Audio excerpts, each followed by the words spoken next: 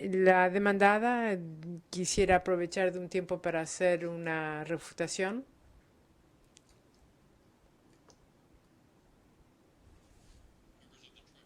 Miembros del tribunal, seré muy breve.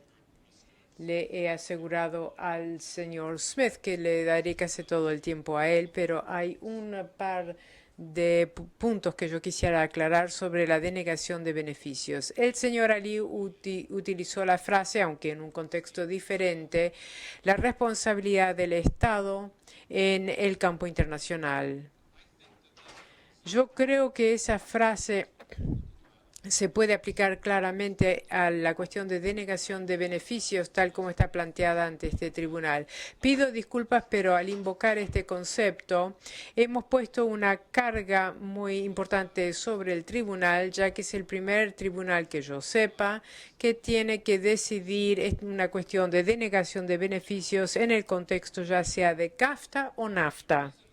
Pero el motivo por el cual planteé esta cuestión o la frase que el señor Ali proyectó en pantalla hace unos momentos se debe a algo que escuché en el cierre sobre denegación de beneficios hoy, de cómo el señor Shrake vive en Nevada y cómo hace todo desde Nevada y el hecho de que es un ciudadano norteamericano.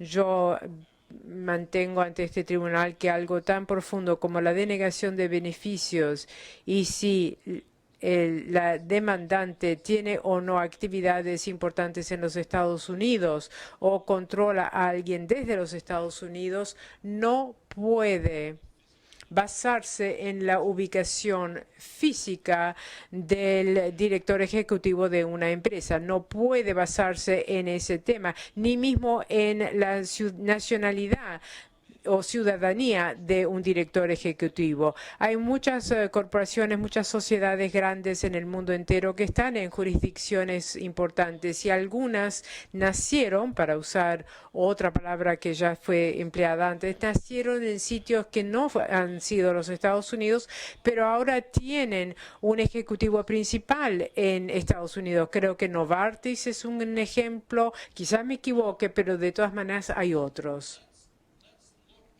Ahora, veamos lo que la regla planteada por la demandante haría en otros casos y a la denegación de beneficios. Si una empresa como Novartis tiene un ejecutivo principal en los Estados Unidos y tiene negocios importantes en Estados Unidos y establece una subsidiaria en las Islas Caimán que luego invierte en El Salvador y luego años después de los acontecimientos que llevaron a la controversia decide transferir esta subsidiaria a los Estados Unidos, pueden entonces adoptar la posición, que es la posición que sí se ha tomado aquí, que la demandante ha tomado en esta arbitración, que ya que el ejecutivo principal de la matriz está en los Estados Unidos y ha estado mucho tiempo en Estados Unidos, y ya que Novartis, como una empresa, una familia de empresas, tiene negocios importantes en los Estados Unidos, entonces esa subempresa califica como tener actividades importantes en Estados Unidos, y esa no justifica y no reconoce la prueba y no puede ser aceptada como prueba. También se ha escuchado el argumento que cuando estuvo en Estados Unidos tomó todas estas decisiones y por lo tanto ejercía control, y que nosotros no hemos demostrado, dice la demandante, de que el control se ejerció desde Canadá. Pero las palabras del señor Shrake van en contra de ese argumento. Yo le pregunté en forma directa ayer si las compañías a las cuales él le hizo un círculo en nuestro diagrama estaban bajo el control de la matriz canadiense. La pregunta fue si Pacific Rim Mining Corp, que es la empresa canadiense, controla también todas estas compañías que usted acaba de incluir en ese círculo, y él contestó que sí. El último y final punto que quiero hacer se refiere también a la notificación, y hay un par de puntos que quiero aclarar. Primero, el lenguaje en el tratado no tiene un límite temporal de cuando la denegación de beneficios se invocan. Segundo, como reconoció correctamente la profesora Stern, la protección diplomática difiere. Es un concepto totalmente diferente, es diferente a la consulta entre estados. Y el argumento que emprender las consultas entre estados sería equivalente a dar protección diplomática no es apoyada por ninguna autoridad. Por último, quisiera recordarle al tribunal de la renuncia de El Salvador de formular ese argumento. Se ha sugerido que no podemos afectar los derechos de otras partes, pero le quiero dejar al tribunal la pregunta: ¿qué otras partes tendrían lugar a quejarse de consultas entre estados en los cuales que los Estados Unidos quisieran entablar con El Salvador?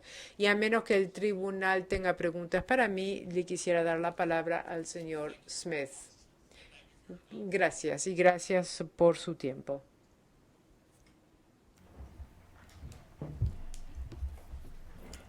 Thank you, Mr. President. Gracias, señor presidente y miembros del tribunal.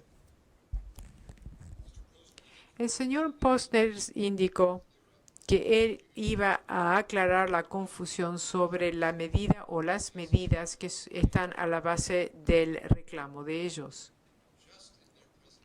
En sus presentaciones esta tarde han definido la medida de tres maneras diferentes, refiriéndose, o quizás aún más, refiriéndose a las notas periodísticas del señor Saca. El señor de Gramont dijo, fue en ese momento que la controversia empezó a cristalizarse. El señor Ali, hablando de las medidas que destruyó su inversión, dijo, eso sucedió después de la reunión en junio de 2008. Y luego el señor Posner dijo que la prohibición de minería de facto es confirmación de una práctica. Esa es la medida en cuestión. Es muy difícil, y cuando se le preguntó directamente al señor Posner de definir la fecha en la cual la medida que interfirió con su inversión cuando ocurrió, tuvo una teoría muy completa de por qué no podía identificar esa fecha, pero en realidad es que la definición por ellos de la medida ha sido algo que ha cambiado continuamente durante este arbitraje para calzar la teoría legal que permite a su caso proseguir. El señor Posner se refirió al hecho de que no fue muy claro en la redacción de la notificación de intención. No hay nada que no sea claro en el lenguaje, la notificación de intención. También es totalmente clara la notificación de arbitraje. Y cuando abogados redactan un documento que se inicia y se refiere a un arbitraje en virtud del CAFTA, donde la palabra medida es un término definido y que se usa habitualmente, y luego dicen que sus reclamos surgen de una medida y que esas medidas destruyeron la inversión, me cuesta creer que ellos no entendían de que estaban alegando de que esas medidas son su reclamo en virtud del CAFTA, y es después que se dieron cuenta que solo tienen una medida. Realmente eso no calza.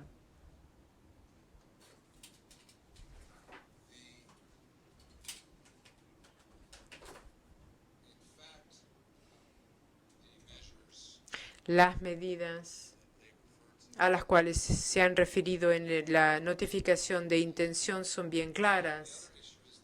La otra cuestión es que no sabemos, o yo no sé, quizás el tribunal sí lo sabe, qué es exactamente lo que están alegando acerca de la nota periodística del 2008 del presidente Saca. ¿Es una medida? ¿Inició una prohibición de minería? ¿Cristalizó una controversia? ¿O es algo que nosotros le dijimos? Cada vez que han hablado de la nota periodística del señor Saca, ni una sola vez en estos 3 días lo han proyectado en pantalla, y el motivo es que el idioma, el lenguaje utilizado, no apoya la interpretación que ellos le han dado. Se han referido varias veces y nunca lo han puesto en la pantalla, pero cada vez que ellos han dicho lo que dice, no ha sido el lenguaje utilizado, sino que está haciendo un parafraseo y está torciendo el significado de las palabras realmente utilizadas en ese artículo.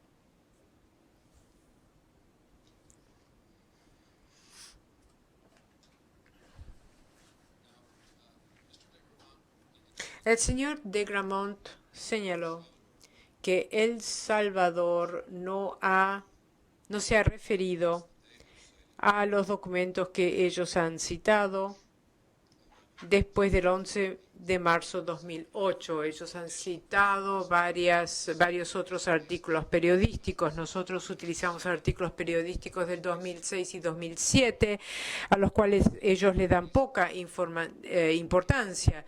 Pero hay una razón legal por lo cual nos parece a nosotros que esos artículos periodísticos son importantes y no es una cuestión de conveniencia. La cuestión por el abuso de derecho, como ellos han dicho, es la disputa surgió antes del 13 de diciembre del 2007 y específicamente han dicho de que esa es la cuestión, pero ellos no se pueden escapar de que la posición de la demandante es que la disputa se cristalizó en marzo del 2008 porque ellos le amenazaron al presidente Saca directamente de iniciar arbitraje en virtud del CAFTA, o por lo menos el 14 de abril. Así que para el abuso de derecho, la cuestión es que todo lo que sucedió después de eso no tiene importancia porque las dos partes acordaron que sí había diferencia ya en esa fecha. La pregunta es, ¿surgió antes de la fecha? Entonces lo que han dicho en cuanto a los artículos de Funes y de Saca no tienen nada que ver con el proceso. La pregunta es, ¿cuál era la situación de hechos el 13 de diciembre del 2007?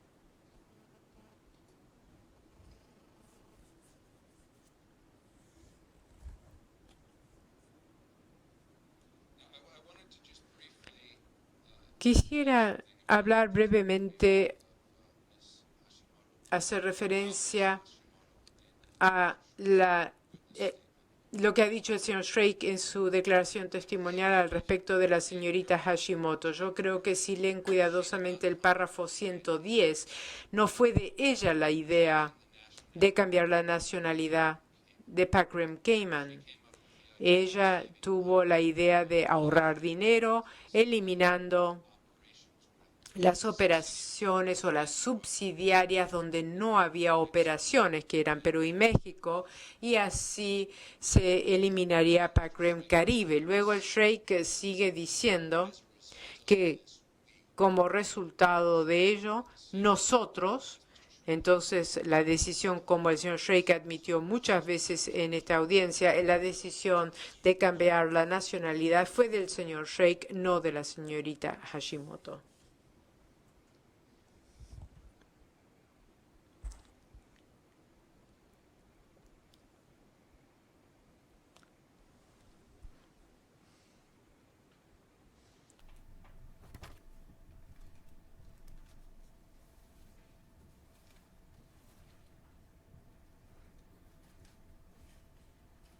Now, I wanted to Quería también reaccionar a algo que dijo el señor Ali. Él dijo que una disputa no surge para el propósito de abuso de derecho hasta que exista una invocación concreta del instrumento de jurisdicción. Eso sería una definición fantástica para la demandante, ya que Pakram Cayman no pudieron invocar el instrumento de jurisdicción hasta el cambio de nacionalidad, ya que necesitaban cambiar su nacionalidad antes de poder invocar este instrumento. Esto no puede ser la norma para abuso de derechos, sino abuso de derechos no podría existir y ningún tribunal se ha acercado jamás a una definición semejante. Y permítaseme concluir para El Salvador diciendo que El Salvador ha planteado o ha presentado 4 excepciones a jurisdicciones sustantivas. Cada una de ellas basta para desestimar parte o todo este arbitraje. Fundamentalmente es el abuso del derecho, esa es la excepción principal, e insto al tribunal en ese aspecto de que cuidadosamente lea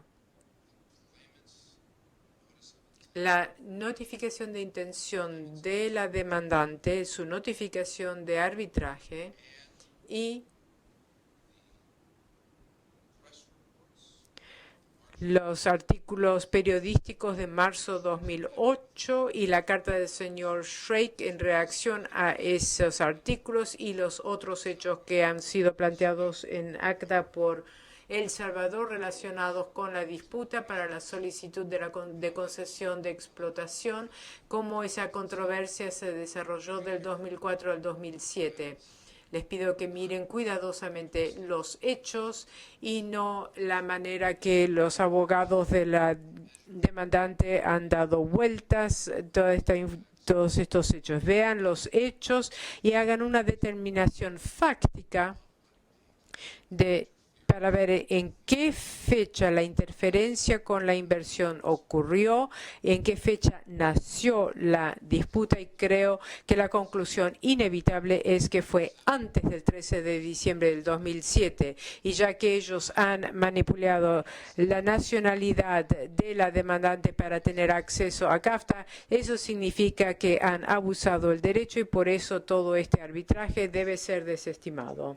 Muchas gracias. Señor Ali, usted tiene 12 segundos. Si quiere ahorrar 5, puede utilizarlos desde su asiento. Creo, de hecho, que hemos excedido ya en los 12 segundos, así que con eso ponemos fin a nuestros argumentos y lo haremos por escrito en nuestros escritos post audiencia. Agradecemos a todos entonces por sus presentaciones y empezaremos a ordenar los procedimientos en unos pocos momentos. Primero queremos informarles nuestra decisión sobre el documento del FEM, además de más comentarios que pueda venir que demandante. Entonces ahora hemos determinado aceptar en evidencia ese documento y podemos pedirle a la demandante si quiere hacer comentarios en sus escritos post audiencia.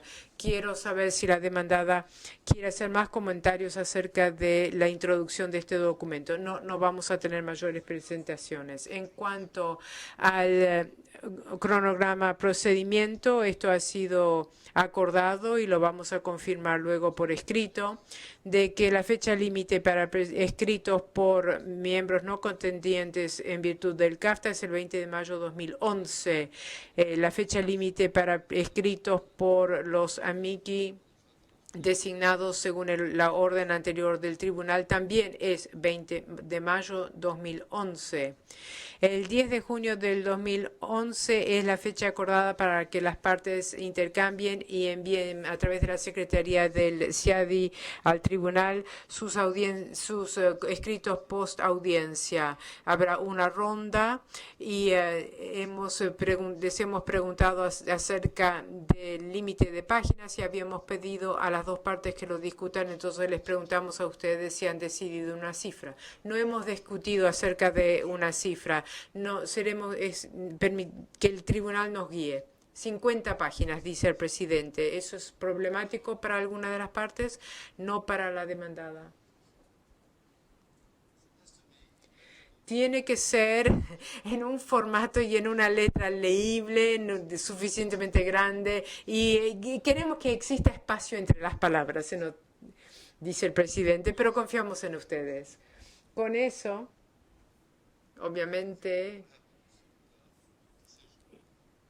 una visión de nuestra decisión es una cuestión también que se refiere a costos, así que creo que necesitamos un resumen breve En cuanto a la asignación y cuantificación de los costos, algo que las dos partes nos deben presentar, queremos que eso lo envíen para el 10 de junio con sus escritos post audiencia. No tiene que ser largo, pero simplemente tener una idea de por qué y cuánto se reclama. Y debería haber una respuesta dentro de muy poco tiempo si quieren contestar a esas presentaciones en cuanto a costo. Le pregunto si tienen alguna fecha en mente. Le pregunto primero a las demandadas si tendrían alguna reacción a los costos presentados por la otra parte.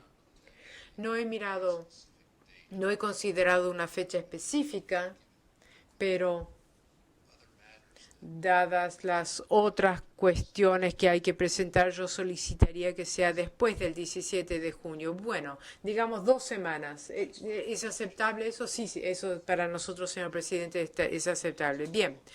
Además de otros temas que no tengan que ver con costos, cerramos las actas en este momento. No se nos puede presentar ninguna otra pieza probatoria, ningún otro material.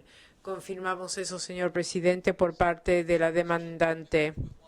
Pero con una cuestión, que es la solicitud hecha por el señor Postner en su presentación referida a la información que el señor Parada dice que se está investigando. Creo que esa solicitud fue hecha al tribunal y el tribunal, por supuesto, puede solicitar la introducción de nuevas piezas. Lo que no queremos es que las partes ofrezcan más evidencia en sus escritos post audiencia o en ninguna otra etapa ulterior a hoy, salvo para los costos y salvo si hay alguna reacción a este documento de los asuntos extranjeros norteamericanos. Si hay algún problema al respecto, tienen que mencionarlo ahora, así que lo podamos resolver ahora. ¿Hay algún problema por parte de la demandada? No. De la demandante, no. La transcripción podría estar bien, pero si hay algún comentario en cuanto al contenido, obviamente errores de otro tipo de error no importa, pero damos 7 días para considerar y hacer comentarios a la transcripción. ¿Demandada está conforme con eso? Sí. ¿Hay algo más que debemos ver en este momento? Le preguntamos eso primero a la demandada.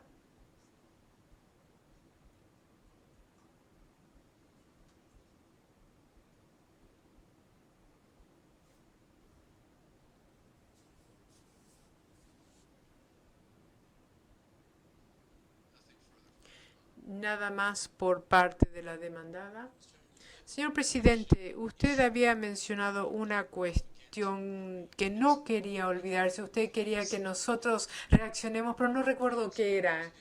Quizás lo hemos olvidado ya entonces, pero... Y lo otro es que usted ayer también dijo que quizás habría más preguntas por parte del tribunal. ¿Podríamos fijar la fecha para cuando usted nos lograría llegar? Eso creo que podría ser después de los escritos post audiencia. Ustedes son bastante buenos en contestar las preguntas que tenemos en mente, además de preguntas que no tenemos en cuenta. Entonces, pensamos que van a contestar casi todo en sus escritos, pero quizás tengamos preguntas luego de leerlo. Toda pregunta que tengamos ahora creo que son cosas que ya han contestado o que ya las tienen en cuenta. Entonces, por el momento dejemos eso de lado, pero les aseguro que si tenemos más preguntas, no dudaremos a pedirles a las dos partes que contesten. Señor presidente, creo que la cuestión a la cual se refería el señor Ali fue la distribución de las transcripciones. Sí, volvamos a eso. Bueno, primero, no hay problema en suministrar copias de transcripciones a las partes no contendientes, a las partes CAFTA no contendientes. No hay problema. La demandada no tiene problema, la demandante tampoco. Y entendimos que poco después de que dijimos de que había un problema con la señal para la transmisión, muy poco después se corrigió. Así que hubo una falta de 15 a 20 minutos a lo sumo. Así que creo que todos han tenido acceso a lo que está sucediendo aquí, incluyendo los Amiki, pero quizás van a querer transcripción de los 3 días. ¿Hay algún problema en suministrar esa transcripción, ya sea por parte de las dos partes contendientes o la Secretaría? No, la demandada no tiene problema, la demandante tampoco, aunque preferiríamos que sea la Secretaría del CIADI que lo distribuya. Bien, así se hará. Bien, ahora la pregunta habitual que se plantea ahora.